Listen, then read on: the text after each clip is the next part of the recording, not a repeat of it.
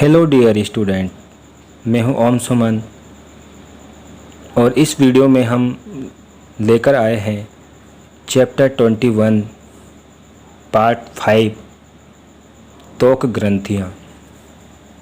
त्वक ग्रंथियों में विद्यार्थियों हम पढ़ रहे हैं इस वीडियो में स्तन ग्रंथियां। विद्यार्थियों, जो स्तन ग्रंथियां होती है वह चर्म की गहराई में वक्ष भाग में स्थित तेल ग्रंथियों के रूपांतरण से बनती हैं। भाई, तेल ग्रंथियों के रूपांतरण से बनती है। ये जो स्तन ग्रंथियां होती है ये एपोक्राइन प्रकार की होती है। एपोक्राइन का मतलब होता है विद्यार्थियों, यह कई नलिकाएं मिलकर संयुक्त नलिकाएं बनाती हैं। इसमें क्या होता है, कई नलिकाएं मिल जाती है और संयुक्त नलिकाएं बनती है। और स्तन ग्रंथियों से दुग्ध का स्त्राव होता है विद्यार्थियों। और स्तन ग्रंथियों की जो वृद्धि और विकास जो होता है, स्तन ग्रंथियों का वृद्धि और विकास एस्ट्रोजन व प्रोजेस्टेरोन हार्मोन की वजह से होता है। ठीक है, एस्ट्रोजन व प्रोजेस्टेरोन हार्मोन की वजह से होता है। और ये जो स्तन ग्रंथियाँ होती है, इन स्तन ग्रंथियों में दुग्ध का निष्कासन जो होता है वो ऑक्सीटोसिन हार्मोन की वजह से होता है। ऑक्सीटोसिन जो हार्मोन होता है पश्च पीयूष ग्रंथि के द्वारा स्रावित होता है।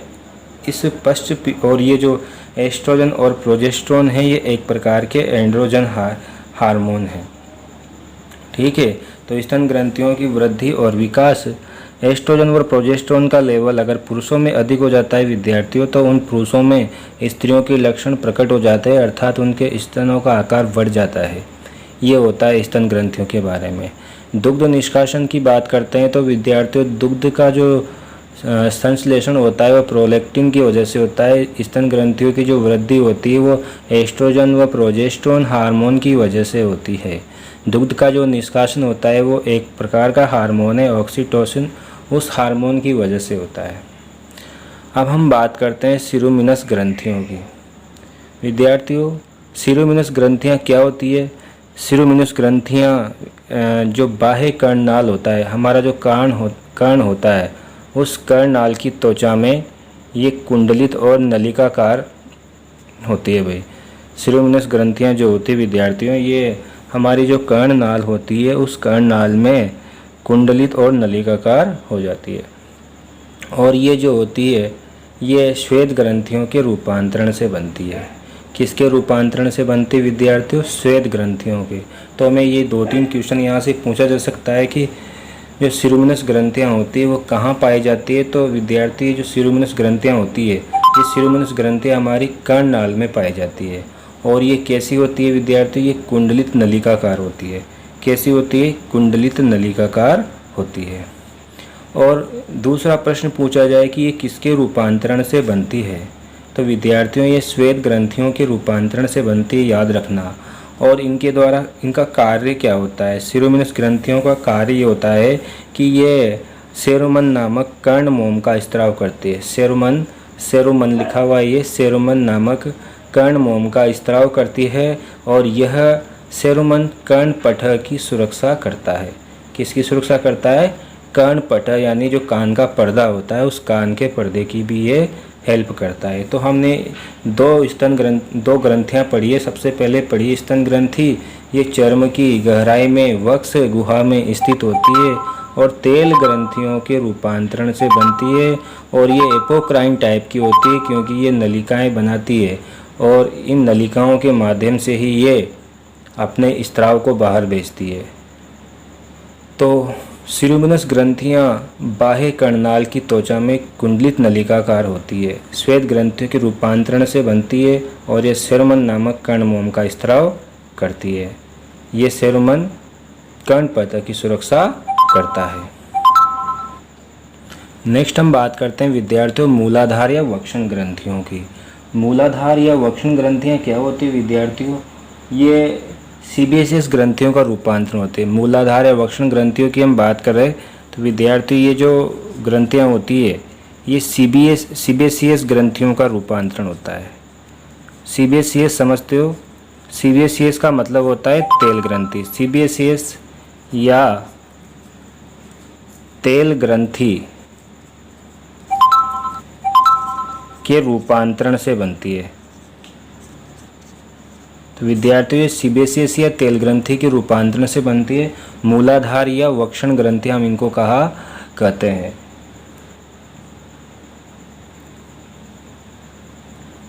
अब ये ग्रंथियां कहाँ पाई जाती है विद्यार्थियों? ये ग्रंथियां गुदा तथा मूत्र जनन। हाँ, तो विद्यार्थियों हम बात कर रहे थे मूलाधार या वक्षण ग्रंथियों की। तो ये सीबेसियस या तेल ग्रंथियों के रूपांतरण से बनती है। हमसे ये एग्ज़ाम में क्वेश्चन पूछा जा सकता है कि जो मूलाधार या वक्षण ग्रंथियाँ होती है वो किसके रूपांतरण से बनती है? तो विद्यार्थियों मूलाधार या वक्षण ग्रंथियाँ होती है सीबेसियस या तेल ग्रंथियों के रूपांतरण से बनती है। और हम इसके बारे में बात करते हैं। और ये जो मूलाधार या वक्षण ग्रंथियाँ होती है ये कहाँ पर पाई जाती है विद्यार्थियों? ये गुदा और मूत्र जनन छिद्र, गुदा व मूत्र जनन छिद्र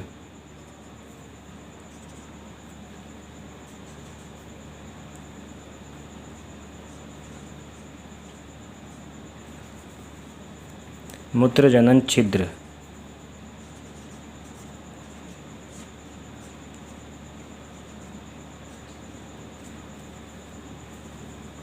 गुदा व मूत्र जनन छिद्र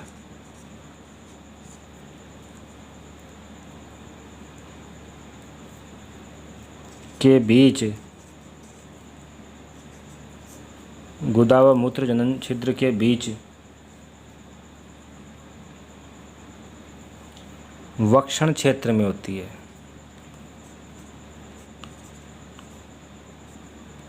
वक्षण क्षेत्र में होती है। वक्षण क्षेत्र में होती है।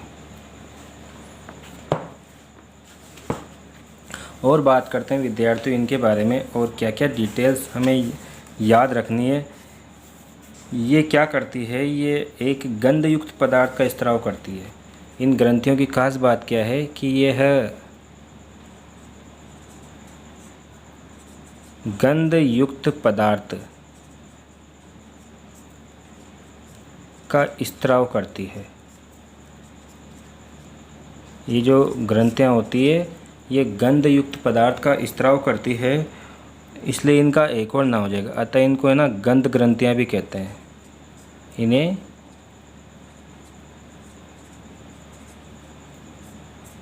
गंध ग्रंथियाँ भी कहा जाता है। इनको गंध ग्रंथियाँ भी कहा जाता है। और इनका प्रकार है विद्यार्थियों, इसका टाइप हम देखें तो ये एपोक्राइन प्रकार की होती है। एपोक्राइन का मतलब क्या होता है? अभी बताया था मैंने आपको। एपोक्राइन प्रकार की होती है। एपोक्राइन होलोक्राइन को जानने के लिए पिछला वाला वीडियो देखिए। ये किस प्रकार की होती है? एपोक्राइन प्रकार की होती है। एपोक्राइन का मतलब क्या होता है विद्यार्थियों? कोई भी जो ग्रंथि होती है वो ग्रंथि नलिकाओं के माध्यम से अपना स्त्राव ले जाती है। कोशिका से क्या निकलती है? कोशिका से नलिका निकलती है। क्या निकलती है? नलिका। तो कोशिका से नलिका निकलती है, उसी को बोल देते हैं हम एपोक्राइन टाइप का। ठीक है विद्यार्थियों, हम पढ़ रहे थे मूलाधार ग्रंथि या वक्षण ग्रंथियाँ ये सीबेसियस या तेल ग्रंथियों के रूपांतरण से बनती है। नोट्स में ऐसा लिख लो। ये गुदा तथा मूत्र जनन छिद्र के बीच पाई जाती है। वक्षण क्षेत्र में स्थित होती है। गंधयुक्त पदार्थ का स्त्राव करती है। गंध ग्रंथियाँ भी इनको कहा जाता है। और ये एपोक्राइन प्रकार की होती है। ये चीज़ें आप अच्छे से नोट कर लीजिए। इसके बाद विद्यार्थियों आती है अगली हमारी ग्रंथि का नाम है मीबोमियन ग्रंथियाँ। मीबोमियन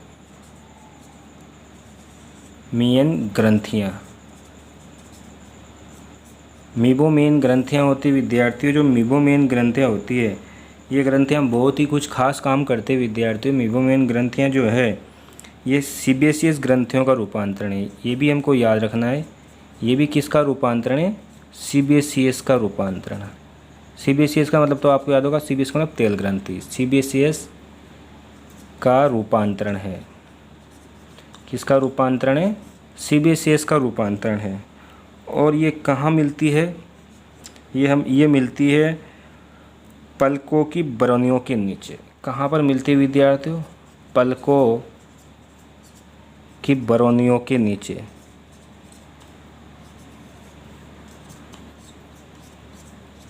पलकों की बरौनियों के नीचे ये ग्रंथियाँ पाई जाती हैं। विद्यार्थी, जैसे ये हमारी आँखें होती है, आँखों पर ये हमारी बरौनियाँ होती है। क्या होती है? बरौना। इन बरौनियों के नीचे ये ग्रंथियाँ पाई जाती है। ठीक है, पलकों की बरौनियों के नीचे ये ग्रंथियाँ पाई जाती है। इनका कुछ खास काम है। इनका कार्य क्या होता है? वैसे इनका वर्क होता है बहुत ही अच्छा। तो इनका कार्य होता है विद्यार्थियों, कॉर्निया को चिकना बनाए रखना। इसका काम क्या होता है? हमारा जो कॉर्निया होता है उस कॉर्निया को चिकना बनाए रखना। कॉर्निया को चिकना बनाए रखना इनका कार्य होता है। तो विद्यार्थियों, ये जो ग्रंथि होती है मीबोमियन ग्रंथि, ये कॉर्निया को चिकना बनाए रखती है। और क्या? ठीक है, इसको याद रखना। इसका जो स्त्राव होता है, मीबोमियन ग्रंथियाँ होती है, और ये हमारी पलकों की बरौनियों, जो हमारी पलकों की बरौनियाँ होती है ना, उन पलकों की बरौनियों के नीचे ये पाई जाती है। नेक्स्ट हमारी ग्रंथि आती है विद्यार्थियों जेष ग्रंथियाँ। कौन सी आती है? जेष ग्रंथियाँ। अगले नंबर पे आते हैं विद्यार्थियों हमारी जो नेक्स्ट ग्रंथि का नाम है उसका नाम है जेष ग्रंथि।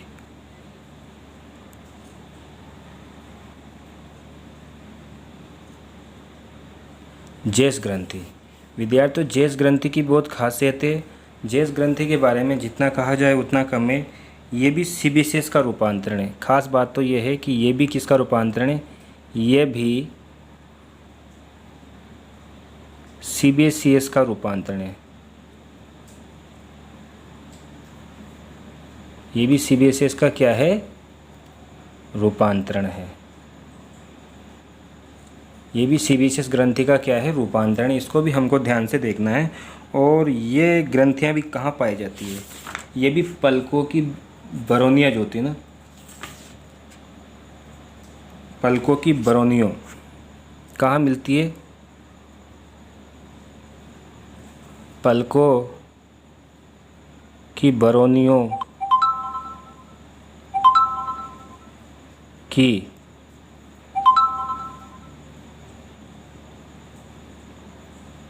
पुष्टिकाओं में। विद्यार्थियों, आपको इस समय एक डायग्राम स्क्रीन पर नज़र आ रहा होगा, उसमें आप इसकी स्थिति देख सकते हो, जेष ग्रंथि कहाँ पर स्थित होती है। तो पलकों की बरौनियों की पुष्टिकाओं में ये ग्रंथि हमें दिखाई देती है। और ये भी क्या करती है? इसका काम क्या होता है? इसका कार्य होता है विद्यार्थियों, ये भी हमारी जो बरौनियाँ होती है, ये भी बरौनियों को चिकना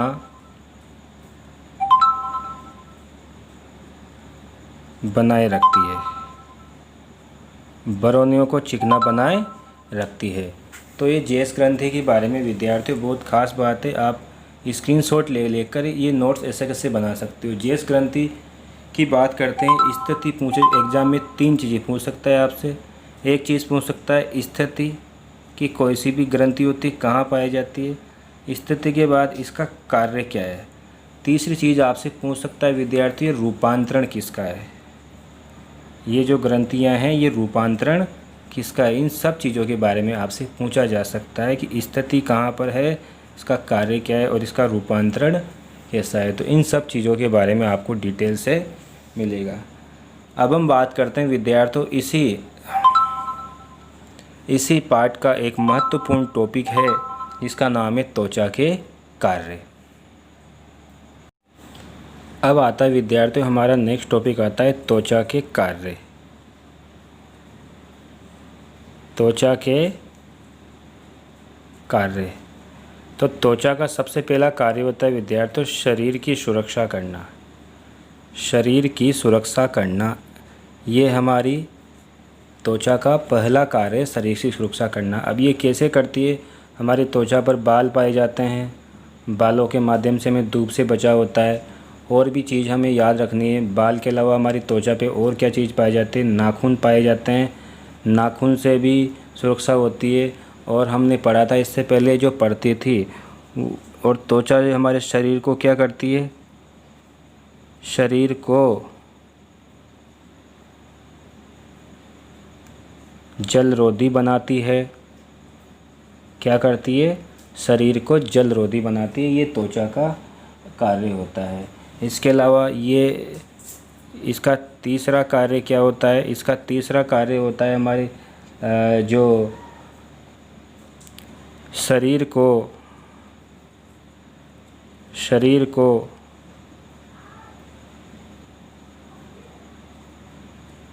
पराबैंगनी विकिरणों से बचाना।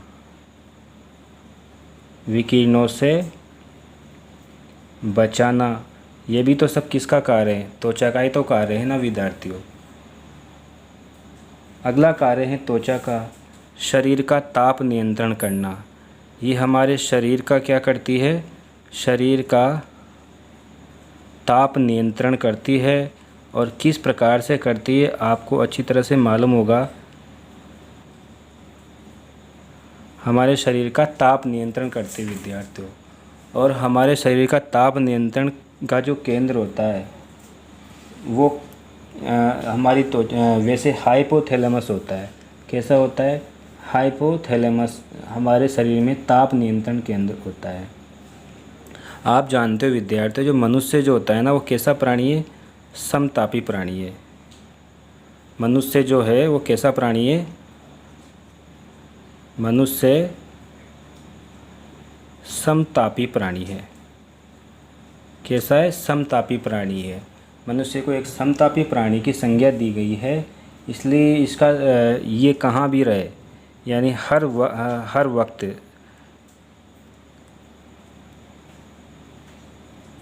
वक्त मनुष्य के शरीर का ताप समान रहता है। हर वक्त मनुष्य के शरीर का ताप समान रहता है, चाहे वो कहाँ पर भी रहे। चाहे वो कहाँ पर भी रहे। तो हमारे शरीर का तापमान बैलेंस कौन बनाता है? वैसे अगर फ़ारेनहाइट में देखा जाए तो हमारे शरीर का तापमान कितना होता है? फ़ारेनहाइट में देखा जाए तो 98.4 डिग्री फ़ारेनहाइट होता है। और सेल्सियस में देखा जाए तो 36.9 डिग्री सेल्सियस हमारे शरीर का क्या होता है विद्यार्थियों? तापमान होता है। अब क्या होता है, कैसे हमारे शरीर का तापमान नियंत्रण रहता है? तो इस स्थिति में क्या होता है कि जो त्वचा के नीचे जो वसा स्तर पाया जाता है, तो इसकी बात करते हैं हम। हमारी जो त्वचा होती है उस त्वचा के नीचे एक स्तर पाया जाता है, वसा का स्तर। तो वसीय स्तर क्या करता है इसको भी याद रखना है। हमारी त्वचा के नीचे एक वसीय स्तर पाया जाता है। ये वसीय स्तर क्या करता है? ये एक ताप निरोधी स्तर है भाई। कैसा स्तर है? ताप निरोधी स्तर। ये बाहर की जो धूप वगैरह होती है ना, उस धूप को शरीर के अंदर प्रवेश नहीं करने देता है ना। इस वजह से ये ताप निरोधी स्तर है। और मान लीजिए हमारे शरीर का ताप अगर गर्म हो जाए, हमारे शरीर के अंदर अगर गर्मी बढ़ जाए, शरीर का ताप बढ़ जाए, शरीर का ताप बढ़ जाता है, शरीर का ताप बढ़ जाए, ऐसी स्थिति में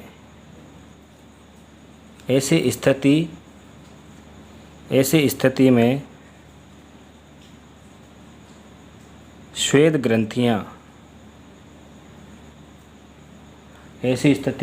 ग्रंथियाँ सक्रिय हो जाती है। श्वेत ग्रंथियाँ सक्रिय हो जाती है। वसा स्तर पाया जाता है तो ताप निरोधी बनाता है, हमारे शरीर को गर्म नहीं होता। लेकिन बाई चांस हमारा शरीर अगर गर्म हो जाए, ताप बढ़ जाए, तो ऐसी स्थिति में जो श्वेत ग्रंथियाँ होती है विद्यार्थी, वो क्या हो जाती है? एक्टिव हो जाती है। और सक्रिय होकर वो क्या करती है?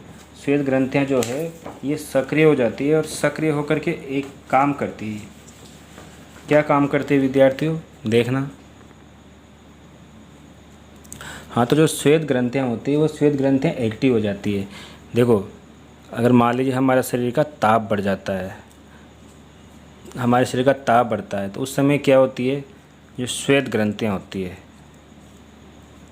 इसको आप ऐसे समझिए, इसको ऐसे लिख लीजिए केवल एक लाइन में। श्वेत ग्रंथियाँ क्या हो जाती है, सक्रिय हो जाती है। श्वेत ग्रंथियाँ क्या हो जाती है, सक्रिय हो जाती है। सक्रिय होने की स्थिति में क्या होता है, सक्रिय होने की स्थिति में ये क्या करती है, पसीने का स्त्रवण करती है। पसीने का स्त्रवण करती है। श्वेत ग्रंथियाँ अत्यधिक सक्रिय होकर के पसीने का स्त्रवण करती है। ये क्या करता है, जैसे ही पसीना होता है, ये पसीना जो हमारी त्वचा होती है, उस त्वचा की सतह से भाप बनकर उड़ता है। त्वचा की सतह से भाप बनकर उड़ता है, और भाप बनकर उड़ता है, और जिससे फलस्वरूप क्या होता है, इसके फलस्वरूप हमारा जो शरीर होता है, हमारा जो शरीर होता है, शरीर ठंडा हो जाता है। भाई, ये स्थिति हमको याद रखनी है। ताप बढ़ जाता है तो श्वेत ग्रंथियाँ सक्रिय हो जाती है, पसीने का स्त्रवण करती है, और पसीना त्वचा की सतह से भाप बनकर इस जो हीट थी, उस हीट को भी अपने साथ उड़ाकर ले जाता है। ये स्थिति है, शरीर ठंडा हो जाता है। बाई चांस मान लीजिए हमारा शरीर अत्यधिक क्या हो जाए, ठंडा हो जाए, तो उस समय जो वसीय स्तर होता है, वो वसीय स्तर हमारे शरीर को गर्म करता है। उस वसा का क्या हो जाता है विद्यार्थियों, विघटन होता है, और वसा के विघटन से हमारा शरीर क्या होता है विद्यार्थियों, गर्म होता है। शरीर गर्म होता है। तो इस बात को आप अच्छे से समझ लीजिए। इस तरह से हमारे शरीर का नियंत्रण होता है। और विद्यार्थियों, एक बात आप और लिख लीजिए, इसको बना, इस जो आपका स्क्रीनशॉट वगैरह सो ले लीजिए, और स्क्रीनशॉट लेकर के एक बात और लिख लीजिए। ये लिख लीजिए यहाँ पर, जो ताप का नियंत्रण जो है, या ताप का जो नियमन है, वह सब किसके द्वारा होता है, हाइपोथैलेमस के द्वारा। हाइपोथैलेमस के द्वारा। तो ताप का नियंत्रण जो होता है वो हाइपोथैलेमस के द्वारा होता है। ये अपन को लिखना है। नेक्स्ट, जो त्वचा होती है, इसके बहुत सारे और भी कार्य हैं, वो मैं कार्य आपको बताता हूँ। त्वचा के और भी कार्य हैं। त्वचा का जो अगला कार्य है, शरीर की आकृति को बनाए रखना। हमारी जो त्वचा होती है वो हमारे शरीर की आकृति को बनाए रखती है। शरीर की आकृति बनाना, ये हमारी त्वचा का कार्य है। अगला कार्य क्या है त्वचा का, खाद्य संग्रह करना। वसा के रूप में, वसा के रूप में खाद्य का संग्रह करना, ये भी त्वचा का कार्य है, बहुत इम्पोर्टेंट। नेक्स्ट, त्वचा का कार्य होता है उपयोगी पदार्थों का स्त्रवण। त्वक ग्रंथियों के द्वारा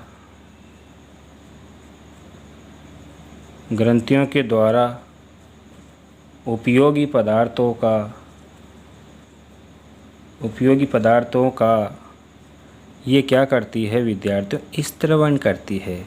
क्या करती है, स्त्रवण करती है। या और भी बोल सकते हैं हम इसको, पदार्थों का स्त्रवण करती है।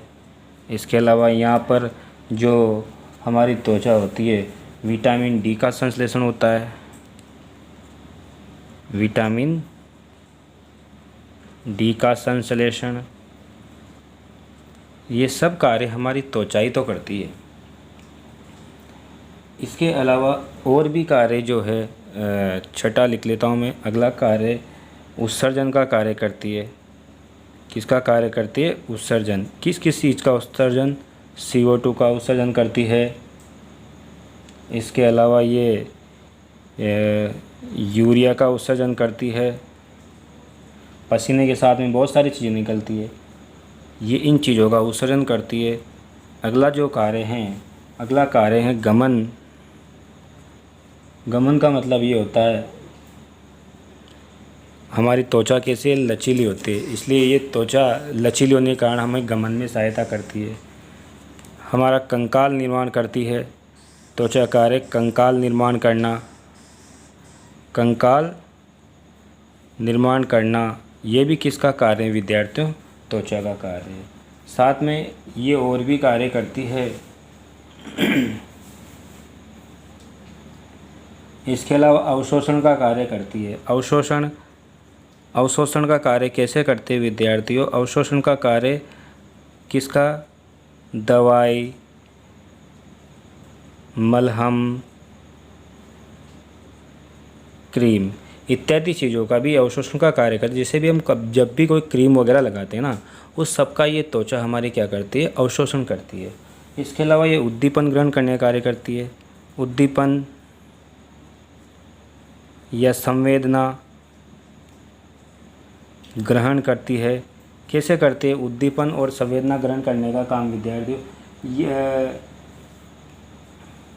ये जो चर्म में जो रोम वगैरह होते हैं ना, इन रोम से, इन चर्म के जो रोम होते हैं इनसे जुड़ी रहती है तंत्रिका वगैरह है। तो इन तंत्रिकाओं के माध्यम से ये क्या करते हैं? संवेदनाओं को ग्रहण करती है और मस्तिष्क तक पहुंचाती है।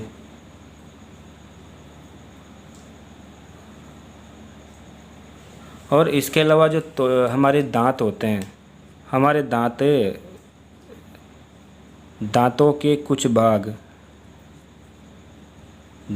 कुछ भाग किससे बनते हैं भाई?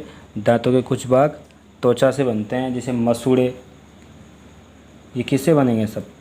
ये सब त्वचा से तो बनते हैं। मसूड़े बन जाते हैं। क्या बन जाते हैं? मसूड़े। ये भी आपको अच्छे से पढ़ना है। इसके अलावा लैंगिक आकर्षण। लैंगिक आकर्षण का मतलब जो हमारी त्वचा होती है विद्यार्थियों, ये रंग सबसे इम्पोर्टेंट है, हमें रंग प्रदान करती है। और इस रंग की वजह से ही हम विपरीत लिंग के प्रति या किसी अच्छे से गोरे से इंसान के प्रति आकर्षित होते हैं। याद रखना, जैसे गोरे इंसान को सब पसंद करते हैं और काले इंसान को कोई पसंद नहीं करता। जैसे किसी त्वचा का रंग अगर गोरा होता है तो वो ज़्यादा पसंद किए जाते हैं, और किसी की त्वचा का रंग अगर काला होता है ना तो वो कम पसंद किए जाते हैं। ये भी होता है। इसके अलावा एक और काम होता है इसका, पुनरुद्भवन। याद रखना विद्यार्थियों, अगर हमारी हड्डियाँ वगैरह टूट जाए ना तो वो थोड़ी बहुत जुड़ जाते हैं, लेकिन हम बड़ी मुश्किल से, अगर बिल्कुल ख़त्म हो गए तो नहीं जुड़ेगी। लेकिन अगर हमारी त्वचा का कहीं पे कट लग जाता है तो त्वचा दोबारा से क्या हो जाता है? कोई घाव हो जाता है, वो घाव ठीक हो जाता है। जो घाव होता है वो घाव क्या हो जाता है विद्यार्थियों? ठीक हो जाता है। इस चीज़ को भी आपको अच्छे से समझना है, पढ़ना है। और भी मैं बात करता हूँ। देखिए, इतने सारे काम हमने पढ़ लिए स्किन के, तो इन सब कार्यों को पढ़ने के बाद हमें एक यहाँ पे एक निष्कर्ष निकलता है। क्या निष्कर्ष निकलता है? देखिए, एक शब्द आता है जिसको बोलते हैं हम जैक ऑफ ऑल ट्रेड्स।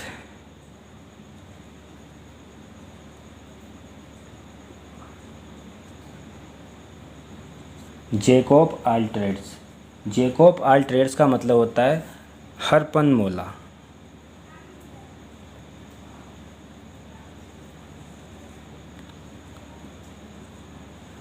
तो एक क्वेश्चन हमारे पास पूछा जाता है कि हमारे शरीर का जो हरपन मौला अंग है वो कौन है? तो हरपन मौला अंग कहा जाता है हमारी स्किन को। हमारी स्किन को जो होता है जैक ऑफ हरपन मौला कहा जाता है। क्यों कहा जाता है? इतने सारे काम कि अगर हमसे प्रश्न पूछा जाए पेपर में कि जैक ऑफ ऑल ट्रेड्स का मतलब क्या है, तो हरपन मौला अंग, क्योंकि त्वचा हमारे सभी काम करती है। बस इतना सा आंसर है। अगर एक नंबर में है तो त्वचा हमारे सभी कार्य संपन्न करती है। जैसे गमन, सुरक्षा,